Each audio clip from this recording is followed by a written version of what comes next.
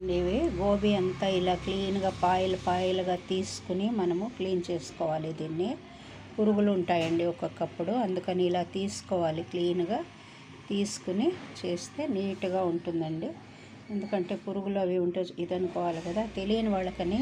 తెలిసిన వాళ్ళు ముందు వాళ్ళు చేసేవాళ్ళు చూసి ఇలా ఇలా తీయాలండి. ఇలా పాయలు మనం తీసుకున్నామంటే పురుగులు ఎక్కడన్నా ఉంటే మనకు తెలుస్తుంది. సో ఇప్పుడు దీన్ని వేడి నీళ్ళు కాచి ఉంచుకున్నాను నేను. ఈ నీళ్ళల్లోకి ఉప్పు వేసేస్తున్నాను. కలిగి పెట్టుకుందాము. ఇందులోకి వీటిని అంతా వేసి బాగా ఒక 5 నిమిషాలు అలా ఉంచేసి కడుక్కుందామండి. వేడుంది నీళ్ళు, కాకపోతే జాగ్రత్తగా ఏదనుకోవాలండి. మీరు గరిటతోనైనా కలుపుకోవచ్చు. ఇలా కాసేపు ఉంచేద్దాము.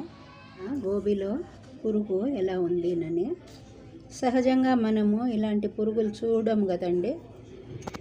నేను కావాలని అందుకే ప్లేట్లో వేసి చూపిస్తున్నా. అవన్నీ క్లీన్ చేసినప్పుడు నాకు ఈ పురుగు దొరికిందండి. అవి మీకు చూపిస్తామని చేస్తున్నాను. అందుకని మనము పాయలు తీసుకుని నీట్గా మనము క్లీన్ చేసుకోవాలి. చూస్తున్నారా, ఇది కదులుతుంది కూడా చూడండి. ఇది నేను క్లోజప్లో తీపిస్తున్నా కాబట్టి లావుగా ఉంది. చాలా మైన్యూట్గా ఉంటుందండి. ఇది సన్నగా ఉందన్నమాట. వెంట్రుక వాసి పురుగు ఇది యాక్చువల్లీ. కానీ మనము ఇది వేసినాము. అలా చూపిస్తున్నాను నేను మీకు క్లోజప్లో చూపిస్తున్నందుకు అలా తెలుస్తుంది. చూస్తున్నారా ఎంత సన్నగా ఉంది. సో అందుకని మనము గోబీని క్లీన్ చేసుకోవాలండి. పెద్ద గరిటెతో ఒక గరిటెడంతా పెరుగు తీసుకున్నాను. సగం స్పూన్ కారపొడి, 1/2 స్పూన్ అంతా గరం మసాలా పొడి వేసా. తరుక్కున్న కరివేపాకు, కొత్తిమీర కూడా వేసేస్తున్నాను. 3 స్పూన్లంతా గోధుమ పిండి వేసుకున్నానండి నేను. మీరు కాబడితే మైదా కూడా వేసుకోవచ్చు. 2 స్పూన్లంతా కార్న్ఫ్లోర్ తీసుకున్నాను. ఉప్పు కూడా వేసేస్తున్నాను. అన్నీ వేసి కలుపుకోవాలి. ఇప్పుడు ఈ కలుపుకున్న దాంట్లోకి నేను ఇప్పుడు గోబీ అంతా వేసేసానండి. గోబీ కూడా వేసి బాగా మనము ఆ పిండి అంతా దీనికి కోట్ అయ్యేటట్టు కలుపుకోవాలి. స్టవ్ పైన నూనె ఉంచానండి. అది కాగేంత వరకు దీన్ని మూత పెట్టి ఉంచి తర్వాత ఇప్పుడు ఒక్కొక్కటిగా తీసుకుని నూనెలో వేయించుకోవాలి. అంటే 4-5 నూనె ఎలా పడితే దాన్ని బట్టి వేసుకోవచ్చు.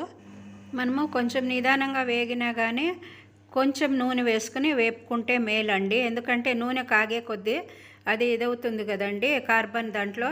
దాన్ని మరీ మనము రిపీటెడ్లీ వాడకూడదు కదా కాగిన నూనె. అందుకని ఇలా కొద్దిగా నూనె వేసుకుని దాంట్లో వేసుకుని వేయించుకుంటే మేలు. వేగిన వాటిని ఇలా టిష్యూ పేపర్ వేసుకున్న ప్లేట్లోకి వేసేసామంటే ఆ నూనె ఎక్స్ట్రా ఉండేదంతా కూడా పేపరు పీల్చుకుంటుందండి. ఫ్రైడ్ రైస్ చేసుకోవడానికి గాను బాణట్లో నూనె ఉంచి దాంట్లో జీలకర్ర వేసాను.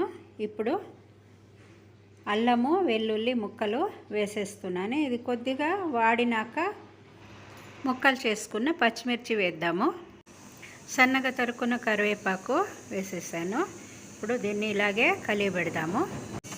తరుక్కున్న ఉల్లిగడ్డలు వేసాను. ఇప్పుడు ఇందులోకి క్యాప్సికమ్ సన్న తరుక్కున్నది వేస్తున్నా అండి. కాసేపు అలా కలిపితే ఇది వాడిపోతుంది కదండి. ఇది వాడింది. ఇప్పుడు క్యారెట్ ముక్కలు కూడా వేసాను నేను.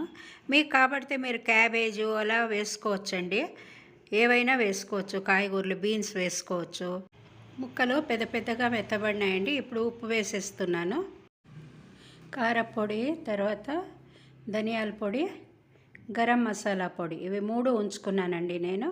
ఇప్పుడు ముక్కలన్నీ మెత్తబడతానే దీన్ని వేసేసుకుంటున్నాను. చూడండి, అన్నీ ఓటిగానే వేసేసి మనము కలుపుకోవచ్చు. ముక్కలు బాగా మెత్తబడినాయండి. మెత్తబడ్డామంటే ఎక్కువ ఏం నున్నగా అయిపోనక్కర్లేదండి. మీరు హోటల్స్లో తిన్నప్పుడు ఫ్రైడ్ రైస్ చూస్తారు కదా, అలా ఉంటే చాలు. ఇప్పుడు నేను చిల్లీ సాస్ వేసుకున్నాను. సోయా సాస్ కూడా వేస్తున్నా అండి. డార్క్ సోయా సాస్ ఇది, కాబట్టి కొంచెం కలరు మారుతుంది. చుండీలో ఒక 3/4 స్పూన్ అంతా వేసుకున్నాను. 2 చేరి మిక్స్ చేసి ఇందులోకి వేసి కలిపేద్దాము. అన్నము ముందే చేసి ఉంచుకున్నాను కదండి, దాన్ని వేసేస్తున్నాను. అన్నం కొద్దిగా పొడిగా ఉంటేనే బాగుంటుంది.